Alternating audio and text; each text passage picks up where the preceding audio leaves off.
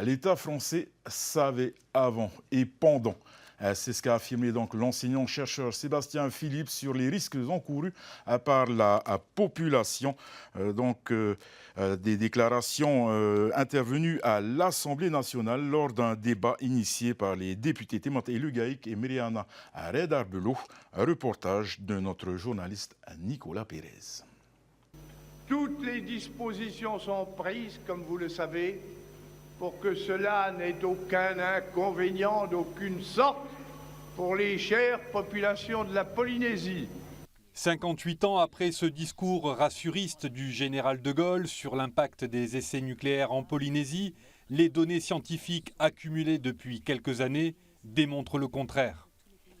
Désinformation volontaire ou non à l'époque, nos députés à l'Assemblée souhaitent aujourd'hui éclairer leurs 574 collègues sur l'épineux sujet en organisant ce vendredi un débat au sein de l'institution.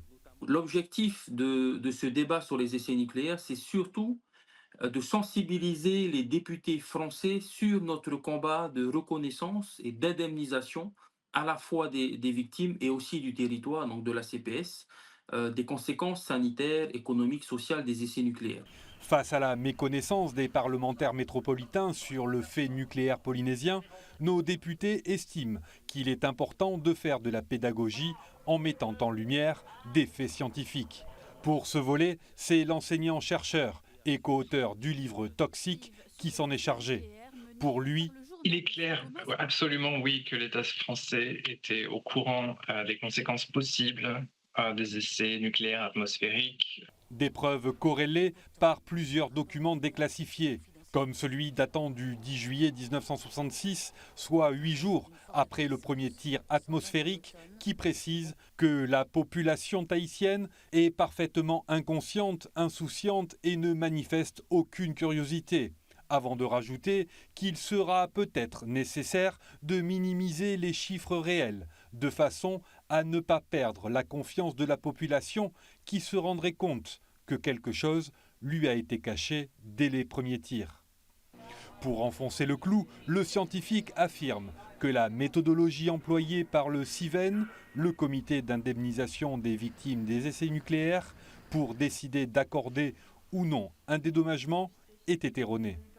Toute personne résidente sur l'île de Tahiti ainsi que Muruga, ou les îles sous le vent en 1974, put recevoir une dose efficace supérieure au seuil d'indemnisation d'Amélie-Siebert. Cela représente environ 100 000 personnes, soit 90% de la population de la Polynésie française à l'époque. C'est 10 fois plus que ce que l'étude du CEA en 2006 suggère.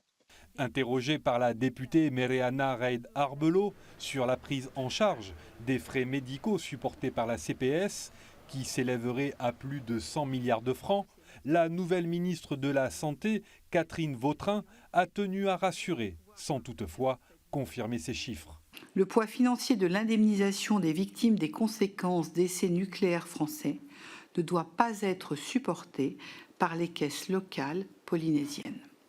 C'est pourquoi je tenais d'emblée à vous rassurer sur l'avancée des travaux permettant de rendre cette mesure opérationnelle. Selon les députés polynésiens, d'autres réunions d'information sur les conséquences des essais nucléaires en Polynésie devraient avoir lieu dans les prochains mois à l'Assemblée nationale avec l'ensemble des groupes politiques. Objectif : proposer un nouveau texte de loi.